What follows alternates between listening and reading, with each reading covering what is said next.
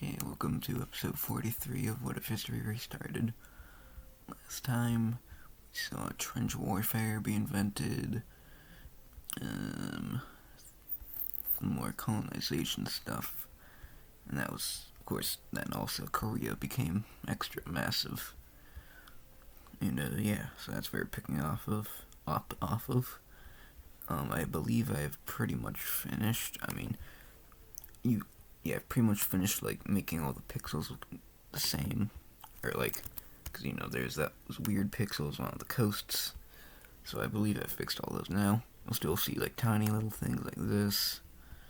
But it's not a big deal. So, yeah. Anyway, we're going to move on over to South America, where all of the Amazon is explored, finally. And so, now it is now all of South America is explored, leaving just the Wild West, Canada, and Antarctica. Speaking of Antarctica, still not going to be explored, but it will be discovered. Some explorers do actually find that little peninsula down there, so that's good for them.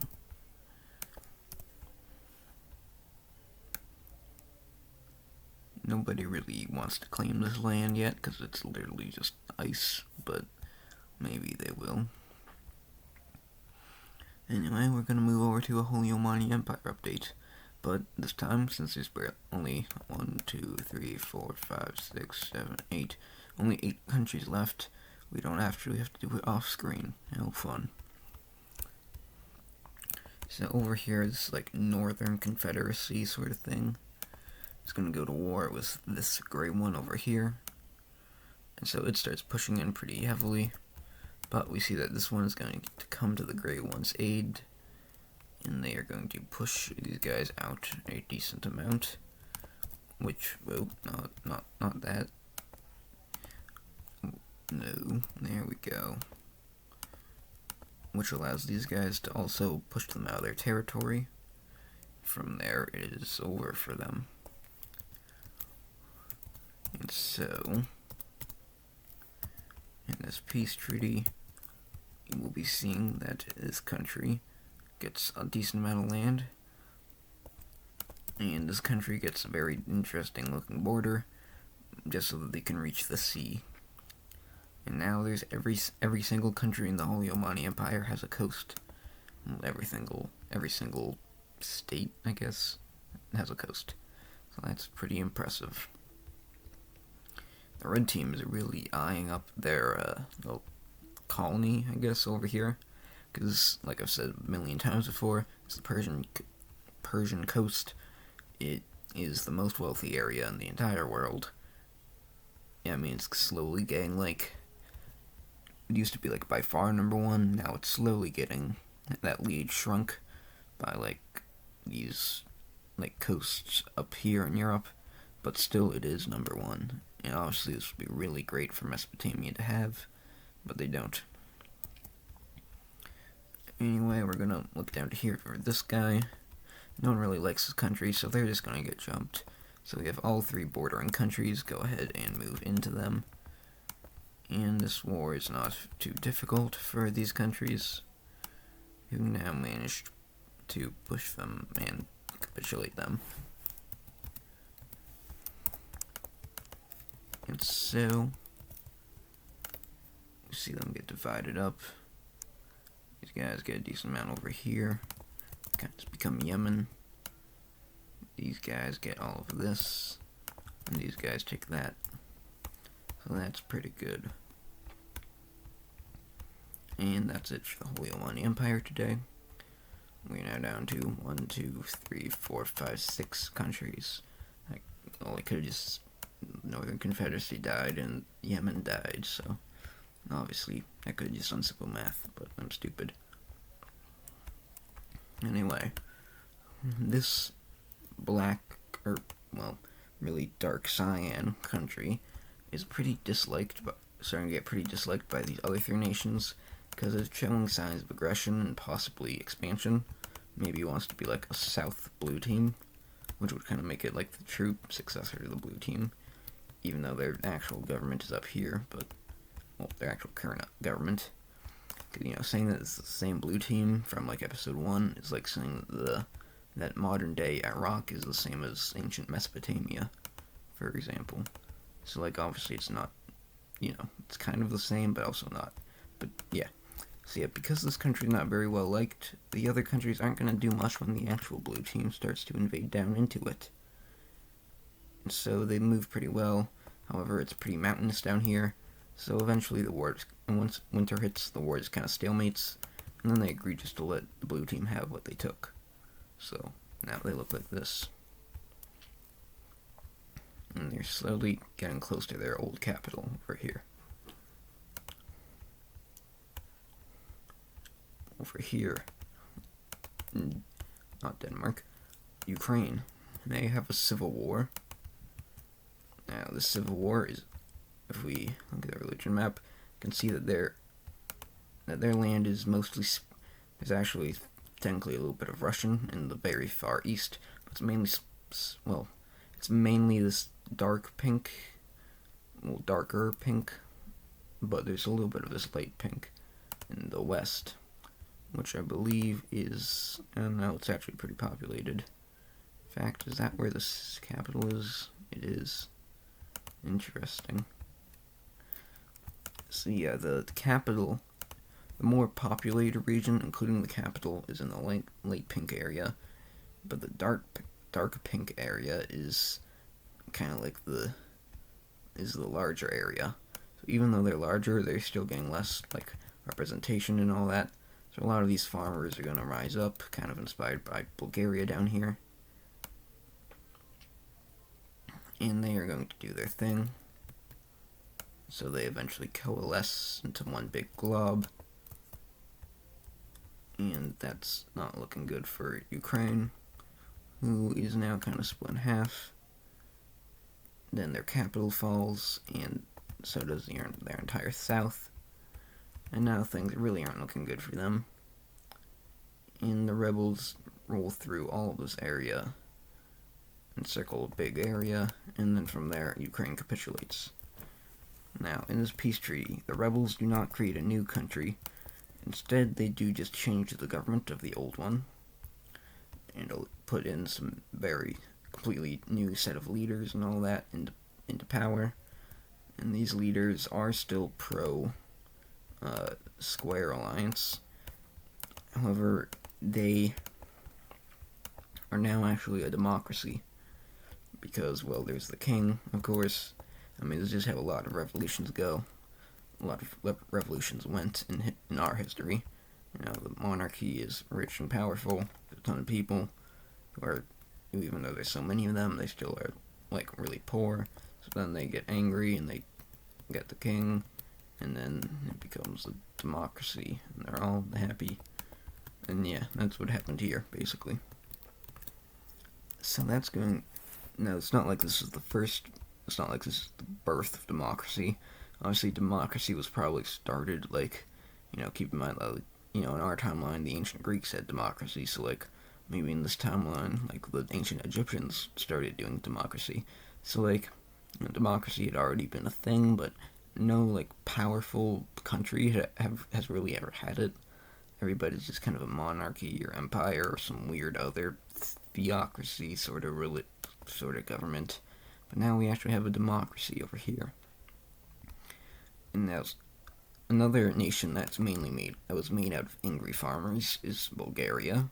And so we see that they're actually going to take after Ukraine, because even though they're in different alliances, they kind of have like a mutual respect for each other because of their shared existence being angry farmers. So they're also going to take after that, and they actually just willingly install a democratic government. These Italian kingdoms convert to democracy. And when I say democracy, there is like we see that democracy starts like spreading to a bunch of countries, but when I say democracy, some of it is actually democracy, and some of it's like kind of only a democracy. They still have a king, but it's like a little bit more democratic. So it's like a constitutional monarchy. But yeah, like, so I just like go to different countries, and if they become a democracy, then I'll say democracy. And if they don't, if they become a constitutional monarchy, then I'll say constitutional monarch, or like constitutional. So like, you guys, constitutional. You, constitutional. Red team staying the same. You will become pure democracy. Constitutional. I don't really know how your government works. You guys, both of you two stay as monarchies. So do you. You become a constitutional monarchy. So do you. And Denmark becomes a... they probably become a pure democracy. Then this kind of like band of countries, these three, they stay as monarchies. And then these three, they become constitutional monarchies. And then these two become pure democracies. And everyone else stays the same. So really it's more of a European thing, but still. Anyway, we're now going to move over to our best friend over here, the African Union, because that is a lot of pretty well-developed land and a lot of potential people and resources. And the Europeans obviously all want that. So, first of all, they also want Sudan. Now, Sudan's kind of in an awkward spot, because currently only the Holy Omani Empire and Tuscany and Egypt and Catalonia can reach it. So a lot of these, and the Sudanese are actually like, they have European technology, like almost fully. So like, but they're pretty deserty, so they don't really have a lot of natural resources, and they also have a low population. Well, not a low population, but like, they're not a very hard, they don't really do that much like hard labor, so they might not be very well adjusted to that. So the point is with them is that it's just like too much effort to take them for not that much reward. So they're kind of just getting a free pass. Meanwhile, the African Union, they got a ton of people who could be good laborers and slaves. They have a ton of resources. They're very accessible. And yeah, it's not looking good for them. So even though the scramble for Africa has pretty much already happened, we actually see something that's kind of similar to a Berlin conference, which I would say is probably going to be held maybe in Ireland. And in Ireland, they agree on to form a big old coalition to take these guys down. So, as for who was in this coalition, we have, well, let me get a different color. We can just do white. So in this coalition, we have Tuscany, Catalonia, Galicia, Denmark, Belgium, Holy Omani Empire, Korea, Squidward China, and that is probably it. So yeah, we have 1, 2, 3, 4, 5, 6. We have 1, 2, 3, 4, 5, 6. So yeah, we have 7 of some of the strongest countries in the world, all agreeing to destroy this thing. So pretty quickly, the first act of aggression is of course going to be by Catalonia, who starts a pretty big invasion out here. Then Tuscany lands over on the coast here. We then see that the Koreans hop over from Australia and land on southern Madagascar. Squidward China decides also to land on Madagascar. We have 3 whole countries down here. Holy Omani Empire sticks to mainly like supplying the invasions because they don't really care about the land. They're just trying to get like a better reputation and like be like seen as helpful and all that, so that they might be treated better. And maybe be like not invaded if the time comes to that, or maybe if Mesopotamia decides to invade them, maybe they'll get help from some European powers. I don't know. But anyway, so yeah, they're just fueling others. And then we also have Denmark, of course. Now they land over on the city, but are pretty humiliatingly defeated. And now mainly the main like peace treaty, the main terms of that treaty they made up were that everybody will get the land that they deserve based off how well they performed in the war and how helpful they were. So if you weren't that helpful, then you might not even get any land. But there's no ifs, ands, or buts about that, because that's just how the peace treaty is going to be. So this is seen as pretty fair. And yeah, those are the terms. So Denmark, not looking good for them. Holy Money Empire, also probably not. But anyway, these guys start pushing in. The Catalonians, since they already have a big old colony right next to them, they actually are doing like a really good job. So they're probably going to get a good amount of land. Also doing a surprisingly good job is Squidward China, who has now made another landing. 2 whole landings in them. South Korea, just Korea, has taken over the entire southern region. And over here, Tuscany, they're not completely defenseless, the African Union, so they actually do manage to push out Tuscany. They also start to kind of go against this, invasion from the Squidward China country. But this one in the south is much harder to repel. Eventually they lose their capital, and now the Holy Lakes are completely taken by the Europeans and Asians. Korea fills in a lot of this empty land down here. And Squidward China is the main one to take over the rest of them, officially ending the African Union. Rest in peace. And they've been going strong since like the first, I think the original few, really they're like the true descendant of the Yellow Team, because all the countries in it, I believe, all of them, maybe like a couple in the north didn't, but the vast majority of these countries came from just the Yellow Team. So like, everything below this line was originally from the same country. So really they're like the true predecessor to a country from episode 1. But now they're getting wiped out. So, as for these new colonies, basically everybody decides that the people, also I just realized I forgot Galatia. Let's just say that they weren't in the coalition to begin with. I forgot about them. Sorry. But let's just say that, so basically, what the people in the coalition agree on is that Catalonia and the 2 Asian countries did the best job at beating them up. So we are going to see that reflected in the peace treaty. Catalonia's colony over here is going to get a whole lot bigger, pushing all the way down here and taking that major city. We then see that for Korea, and so the rest of this, entire rest of it, is going to go over to Squidward China and Korea. And so their agreement on how to divide this place up is a straight line. Right like that. Which is obviously kind of weird, because now these 2 islands are getting separated. But, oh well. So yep, there goes the African Union. Their capital is also no longer a capital. It is now going to be a vital city. And on top of that, also I just realized they have 2 capitals, but honestly they probably did.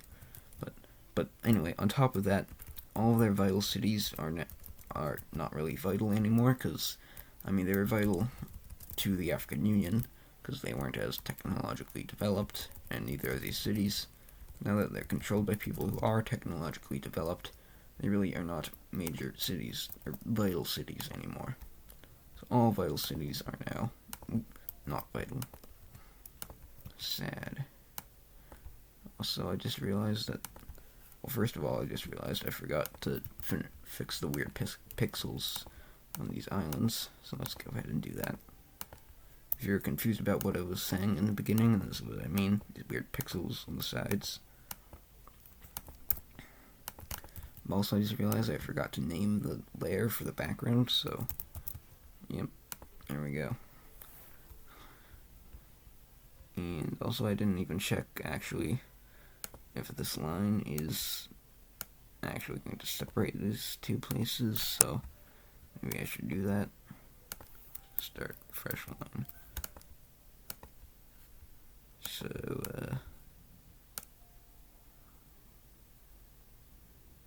I don't know. Okay, we're gonna say that. Well, maybe just make some like agreement, and Korea gets to have this one, and China gets to have that one. So yeah, the Korean Empire continues to grow because they are still gargantuan, and by now they are definitely cemented as the largest country on Earth. Speaking of that, they're only going to get larger. We see that their Alaskan colony is going to get developed by a whole ton. It's also going to connect up with their with their main North American colony, really. Not Maine as in, this Maine, but Maine as in major. Yep. Oh, there's some more weird pixels.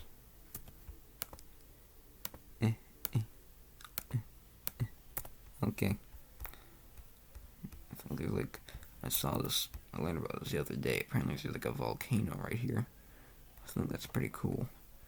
It's on its own island. But anyway. Yeah, the Korean Alaskan colony is now really a thing.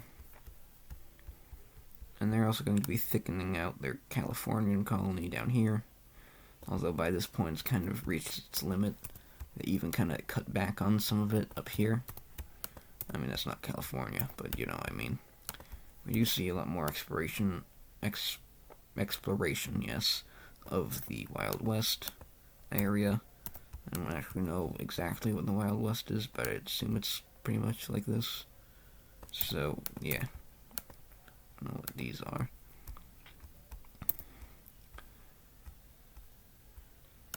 And anyway, we now see that the Koreans take all of this land in South America, as well as all of this, and they establish another straight line border, our favorite. Oh, I just kind of ruined it, but yep, like it there. How fun. Anyway, Galatia, I don't know if it's Galatia or Galicia. I was going to say Galatia, but they continue their Venezuelan colony pretty well. And then we see that the rest of South America will be divided up. Well, other than the Amazon, because no one really wants to claim it. So, you know what? Tuscany is above making straight line borders. They will instead have an actual border. And then Korea, what? That's not a straight line. Egypt will get all of this, which is not that much, but still. And then these guys, Denmark, they kind of just, yeah, a lot of straight lines in South America. So this still leaves a lot of empty land, but they don't really care about it. They'll probably colonize it eventually, but it's just not a priority. Anyway, over here, I said last time, there's kind of some, pre-American Revolutionary sort of things happening over here.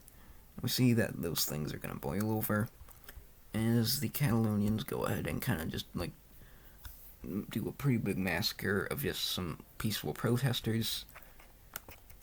These protesters, they're protesting is that obviously democracy kind of just spread like wildfire over here. But Catalonia, even though they had the option to, they completely refused it. In fact, they executed a lot of people who were pro-democracy. So a lot of them are pretty angry about that, and it is just the final straw. And we do not just see one group, because these people kind of don't really care about each other, but we see a couple of different groups pop up. Like so. One along the Great Lakes over here, although that looks too similar to Denmark, so let's change it. Do an orange one up here, in the middle of literally nowhere. Who even lives here? It's I think the prairies are here, maybe here, So, I mean, it is kind of the prairies, maybe. I don't really know. I need a Canadian geography expert to help me. And then finally, we see one over here. So these 4 rebellions are going to work kind of together. They don't really work together, but once they meet, they don't attack each other. So you could sort of say that they're working together. But eventually, they all claim all of Catalonia's American land. So, and now this is obviously for a completely different reason as these guys. These guys, it was because there was 2 different branches of the Chinese ethnicity down here. But for these guys, they're all the same ethnicity. It's just that it was a government issue. So now we get to take a look at how this is decided. And I might be changing these colors, so yeah. But anyway, and these are the borders established in the end. So, as we can see, there is one down here, which is much better off than the rest. They have literally every major city of the colony. So that's pretty great for them. Shaboosh. That is way too big. That is more like it. And some of them, there's a couple weird pixels, but we can just bam, bam, and bam. But yeah, their capital is there. And the Michigan, I was calling them Michigan not because this is Michigan, but because this is Lake Michigan. It's like this is Michigan, you know. So their capital is gonna be right there. This one is probably the weakest, but they're gonna have their capital up by Lake Superior. And then this one, the Prairie people, is gonna have their capital right down there. And with that, we have a really big outbreak of revolution over here. And for our final event of this video, we see that Galicia is going to be buying over the Bahamas from their good old pal Austria. And yeah, that was just because I didn't really like how that looked. But anyway, that is going to actually be the end. Yeah.